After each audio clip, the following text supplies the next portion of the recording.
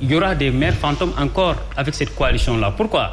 Parce que c'est les partis politiques qui vont choisir les maires dans les localités, mais ce ne sera pas les populations qui vont élire les maires. Parce qu'on l'a toujours vu dans les coalitions-là, c'est le sommet qui décide de tout. Dans les localités, il faut laisser passer ce responsable politique-là.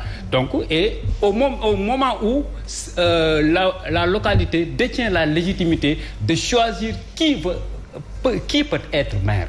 C'est-à-dire qu'on est dans cette optique-là, on est dans cette époque où on doit laisser tout aux citoyens de pouvoir décider. Quand on veut changer le système ou bien développer un pays, on doit le faire à la base. C'est-à-dire qu'on doit inviter tout le monde, surtout les candidats indépendants, les mouvements citoyens, pas massifiés comme ça, d'une manière électoraliste, comme ils sont en train de le faire. Moi, je ne suis pas d'accord avec la démarche empruntée par Pastef. Je le dis.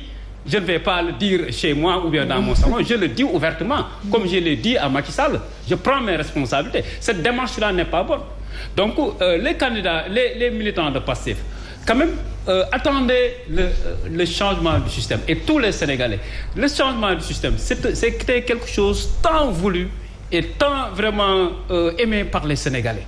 Mais on ne le voit pas. C'est-à-dire que la qualité d'un leader, c'est pas dans sa capacité de nouer des coalitions, mais c'est dans sa démarche, dans sa constance, dans sa persévérance, dans son courage de vouloir changer des choses, mais avec dignité, tout en restant sur sa démarche. Mais on le voit aujourd'hui, moi je suis obligé de s'allier avec ces gens du système, même si on me reproche que vraiment j'ai dérouté de mon chemin, mais tant pis, je veux tout simplement avoir des postes de mairie. Mais je veux une chose, quand on veut quand même faire partie de ce régime-là, c'est pas quand même tout en se basant sur des coalitions. Mais allons quand même faire inscrire les enfants, les primo-votants sur les listes. Allons sensibiliser nos militants.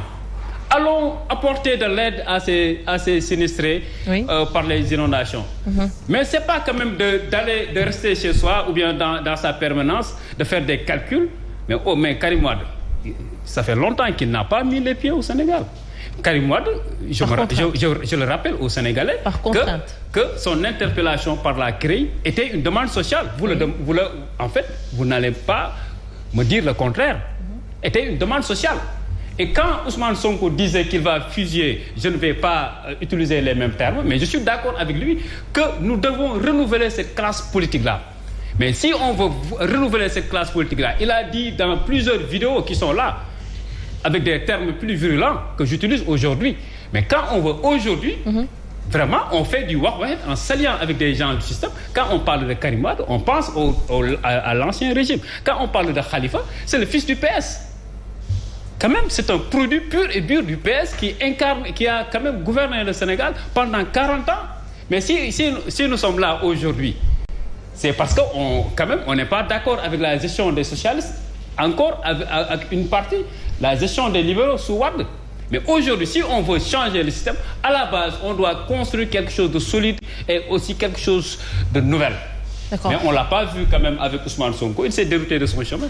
Alors, quand on parle aussi de ces deux, on parle de gens qui ont été contraints pour ne pas participer à des élections également, peut-être jugés par certaines personnes. Alors, le mot de la fin, parce que nous sommes pris par le temps, vous terminez par quoi? Je terminerai par dire d'abord que, voilà, par rapport à Khalifa Sall, quand même, en matière de gouvernance locale, on peut retenir de lui quand même une bonne politique locale. Oui. Ça, il faut le reconnaître. N'est-ce pas? Maintenant, je voudrais inviter mes concitoyens, surtout jeunes, de ne pas se décourager. Même si c'est difficile, même si on les fait courir pour des attestations de domicile, pour des certificats de résidence, ils n'ont pas le droit de lâcher prise. Ils doivent aller jusqu'au bout afin de s'inscrire massivement. Oui. Parce que le changement, on ne le décrète pas, on le concrétise. Et pour le concrétiser, il faut être sur les listes. Il faut s'engager, il faut se battre jusqu'au bout. Cela dit, je voudrais, si vous me permettez bien, tendre la main aux Hanois, parce que moi je suis un Hanois, n'est-ce pas? Que nous sommes vraiment dans l'ère du changement. Comme j'ai dit tantôt, le vent du changement souffle sur le pays. Il faudra que les gens en prennent conscience et s'engagent dans ce sens. J'appelle les Hanois à se mobiliser davantage et j'appelle ainsi ma famille, n'est-ce pas, à comprendre les enjeux et s'engager dans ce sens. Merci à vous. Monsieur Kébé, le mot de la fin, s'il vous plaît. Écoute, j'appelle le gouvernement déjà à suivre les recommandations du mouvement national des cadres que l'on a fait ce matin en ce qui concerne la